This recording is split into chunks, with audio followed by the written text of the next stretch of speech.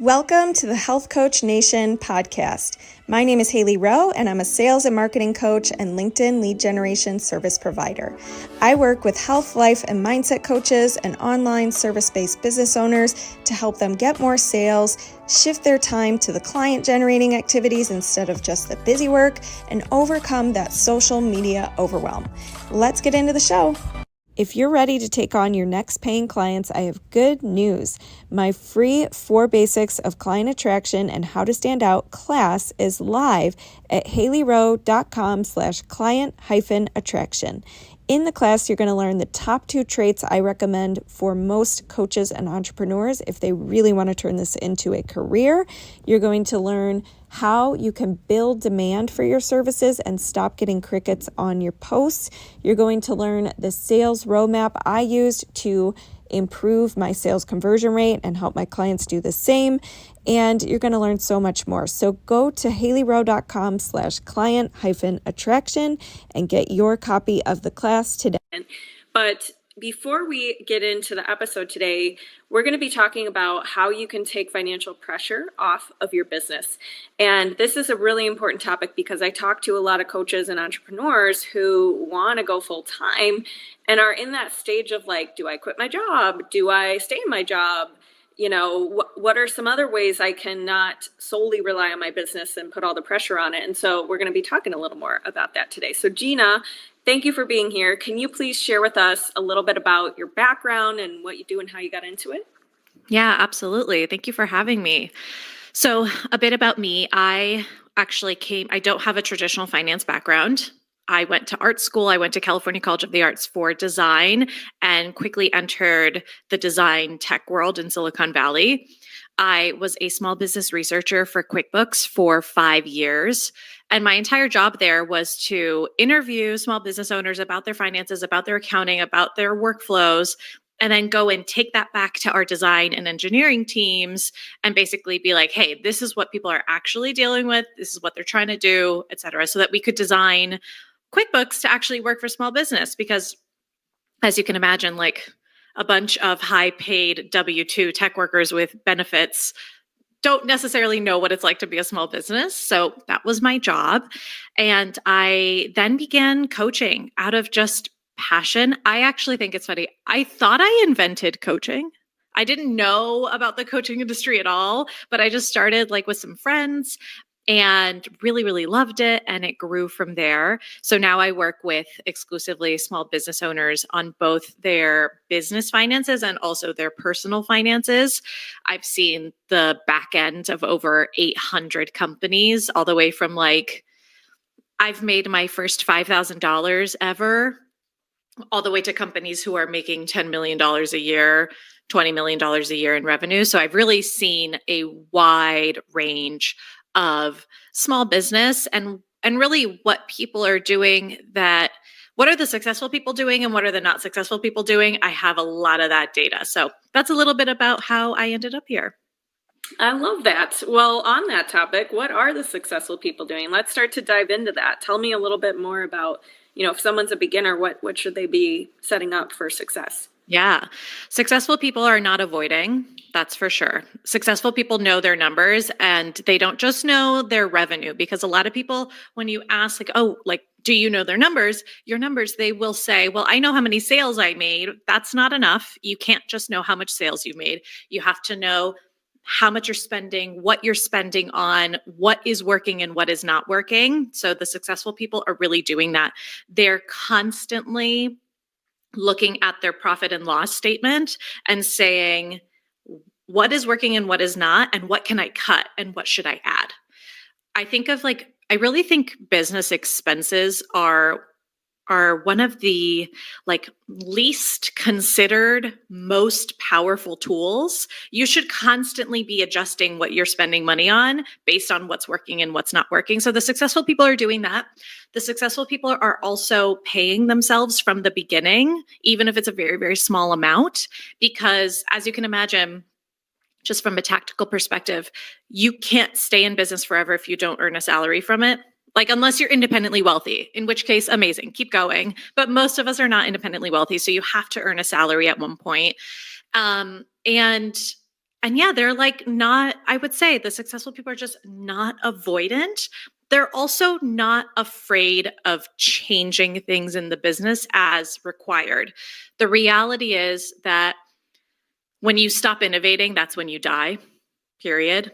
The market changes, your clients change, everything is going to constantly be changing. Even something that worked really, really well for you is going to stop working one day. So you have to be, I think, adaptable. And then I think going back to knowing your numbers, when you know your numbers and you know what's working, and then when it starts to not work, you can quickly adjust instead of, waiting 6 months, draining thousands of dollars, and then feeling like, oh, now I have debt and now my bank account's empty. What happened? You should have already flagged that 3 months ago, 6 months ago. So that's what the successful people are doing. Great tips. I love it. Yes. And I mean, even not related to finances, being adaptable, being aware of your numbers, tracking, like all of these things are just success for whatever habits you want. Yeah. And one of the things that I want to ask you about, because you were saying you really got to look at what's working and what's not. But here's the thing. Beginner entrepreneurs sometimes don't know what to even expect in their business and how long certain things are going to take. So like I give the example of I had an ads agency at one point, and I was willing to try it for 6 months was what we did. And I learned a lot through that process. Some of it was not ROI based, lessons, others, but I still got a lot out of it. And eventually I did decide, you know what, it's not worth it. But what I got out of it was now I could run my own ads and yada, yada, yada. So it's like, I guess on that topic of like, if you're trying a marketing thing and it's an expense, or you're just getting started and you want to set your expectations properly, what are some things we should consider to not go, and just like with stats, like, you're not going to have 100% close rate. Like, but some people go into business not knowing just these general things. So what are some expectations we need to set to know if something's working or not? I think the way you phrased it earlier is so important, and so many people miss it. You said, I gave myself 6 months to experiment and see if it would work. What you did was you set up an experiment. Think about like the scientific method. I have a hypothesis. If I do this and this, then this will happen in this amount of time. A lot of business owners just start and they're throwing spaghetti at the wall, and there's no points of reflection. There's no like intentionality set up from the beginning. It's just, let's just see what happens. And I get it. I did that too. But I think it's really, really important to set up, especially in the beginning, little mini experiments. Everything is an experiment at the beginning because so far nothing has worked. You're just starting, right? So you have to really set up mini experiments. If I try this, here's my expected outcome. If I don't get that outcome, why?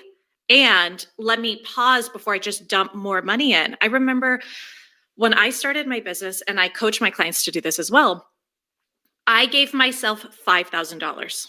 I was like, okay, I'm taking $5,000 out of my personal savings. I'm sticking it in a business account.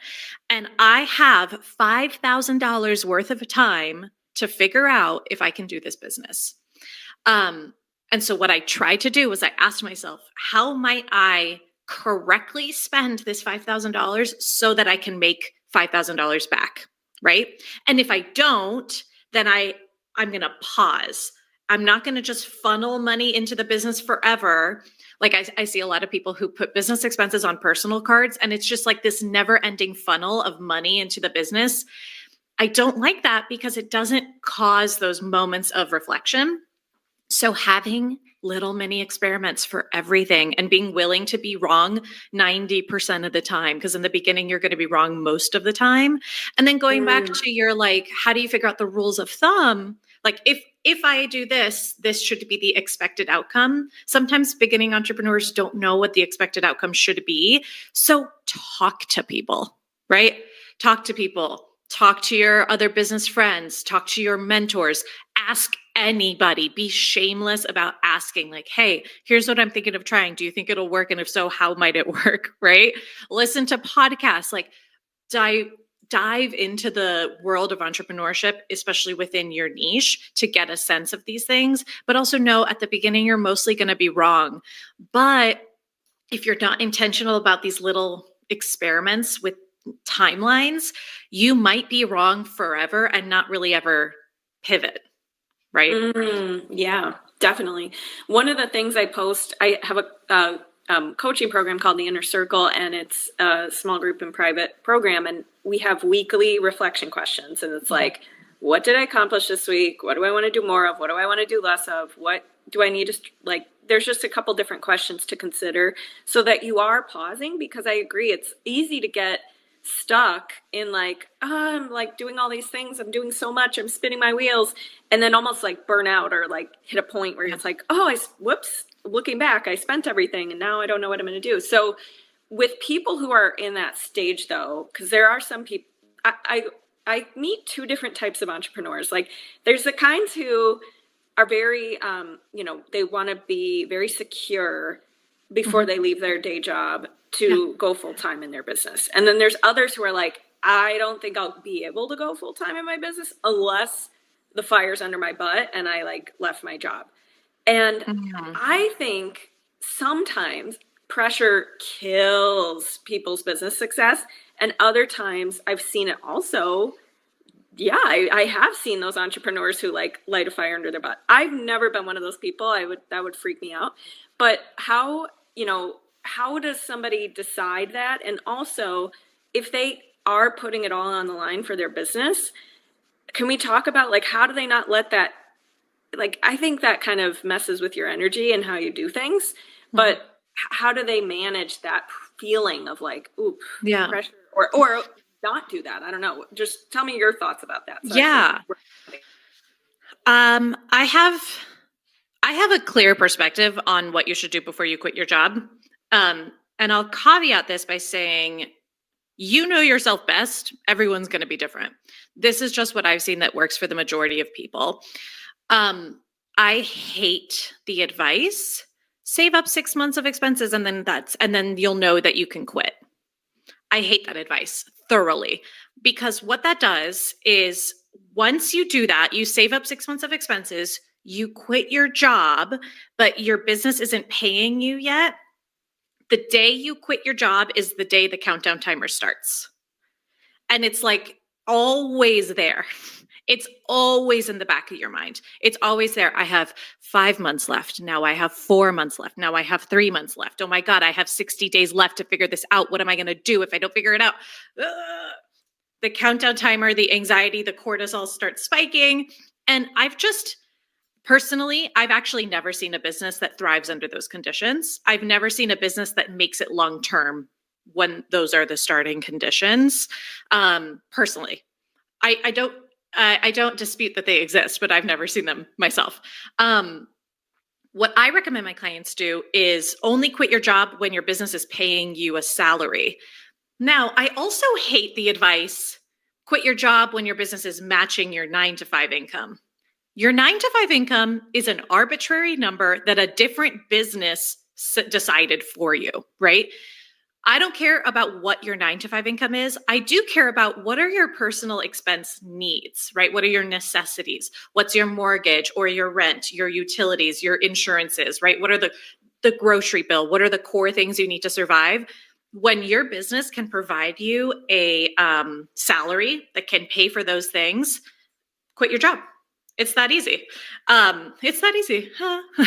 But what happens when you do that is when you go and quit your job, now there's no interruption. And then we just keep going as if there was nothing. Now, for the people who really do well with the fire under their butt, I would say, first of all, I still don't think it's a good idea to quit your job when your business has no income, as in no income for you, the business owner. I still think you need to be paying yourself. If you want to up the ante because you want to live on the edge, then do it when your owner's pay is maybe just slightly less than what you need.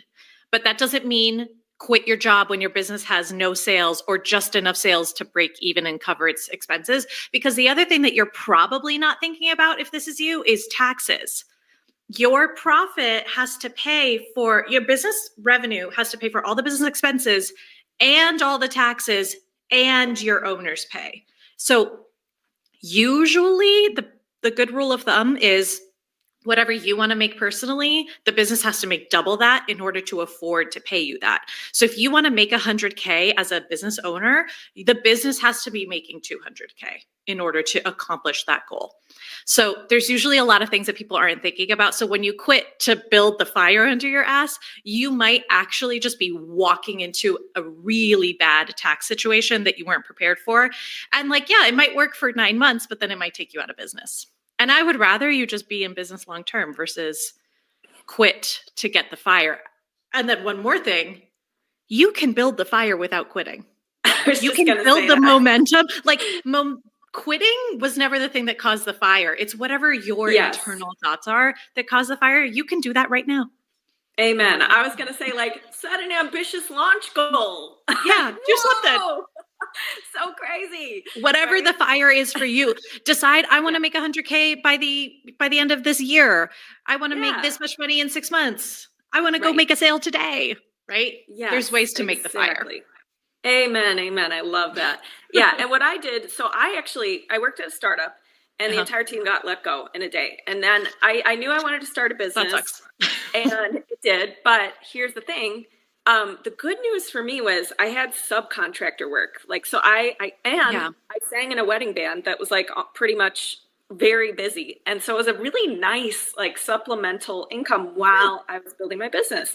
And I didn't let go of that subcontracting work until I had that confidence of like, okay, this is recurring. I'm like, and so that was like a transition. So I also think there could maybe be transitions. So many ways, for sure. Yeah. I mean, you could quit your full-time job. You could be making, let's say you need $3,000 a month to live and your business is paying you $1,500. Okay, go get a part-time job. There's other ways that don't just require full 9-to-5 work, to your point. I recommend part-time jobs to a lot of my clients when their business currently cannot afford to pay them what they need. Yeah. So on the topic of things that work, I would love to know, just from your own perspective, building your own business, what has worked well for you to build your finances up, remove financial pressure from your business, things like that? Do you want to talk like financial strategy, or do you want to talk sales? I'd like to hear about sales first, because I think people are really going to resonate with that. But then I do want to hear a little bit more about the strategy too. Okay, cool. I'll tell you what helped me quit my job, actually, when it comes to sales. I had at the time my one-on-one coaching package and a group program. The group program was $2K. My one-on-one coaching package was $12K for like 6 months or something. And at the time, I had just had a baby. I was still working part-time. I had a big emergency in my family. And I, as many people might understand, only wanted to sell the group program. I thought the group program is scalable. The group program is the one that doesn't take a lot of time. I don't have a lot of time. I have a baby. I can't do one-on-one right now. I literally shut down my one-on-one. I had maybe one lingering client who I let stay, but I'd shut down my one-on-one from like having 12 at a time to 1 at a time. And as you can imagine, it wasn't working. Like, yeah, I may have still gotten a couple sales, but scaling a group, this is the big thing. Scaling a group is not easier. It is harder. It's not easier. And guess what? It's also not less time. It's more time. Because, yeah, maybe you're only on 1 call a week for your group program. Maybe you're just answering Slack messages for 20 minutes a day, but you're doing so much more marketing to get barely the same amount of sales. So at the time, my coach gave me some hard coaching and she was like, you need to go back to selling one-on-one. And I had a lot of thoughts about it. I had a lot of objections because of the baby and because of my life and because of all the things. And because I was going back to work after my maternity leave. And don't you know I'm busy? I had so many objections. But finally, and this is actually my biggest secret to success, I have this motto, if you will. It's called disagree and commit. You disagree with what your coach says, but you commit to doing it anyways to your best ability. Because then if they're wrong, you can throw it in their face and be like, I did it to the best of my ability. And look, you were wrong. Or they were right, in which case that benefits you. So I decided, okay, I'm going to disagree and commit. I'm going to focus on one-on-one. I'm going to stop selling my group. And I was able to quit my job within 3 months because one-on-one is easier. It's easier. And I just had to clean up a lot of my thoughts about time. But at the end of the day, it was so much easier. Oh my God. Yeah. So yeah. Oh my gosh. Wow. I'm like smiling and nodding throughout this whole thing because it's like bringing, like, I totally agree. And I have a lot of my clients start with private and scale to a group, but it's not, I still do private to this day. And I started my business in 2017. I don't want to get rid of private. I like private. I love one-on-one coaching. It's the best. Yeah. So, okay, tell me now strategies financially. Yeah. One more thing on one-on-one, because a lot of people fight this. A lot of my clients fight this, and especially they're like, lower ticket is easier to sell. I always say, if you don't have the leads to book out your one-on-one, you sure as hell don't have the leads to fill up a group. Thank you. I did a video about this, and specifically about memberships, because that's a big hot topic lately. Low ticket. Same idea. Sell your highest ticket offer when you're trying to quit your job is what I'm trying to say. Okay, wait, sorry, I missed your question. What was your question again? Financial strategies now. Financial strategy, yeah. So pay yourself from your business before you quit.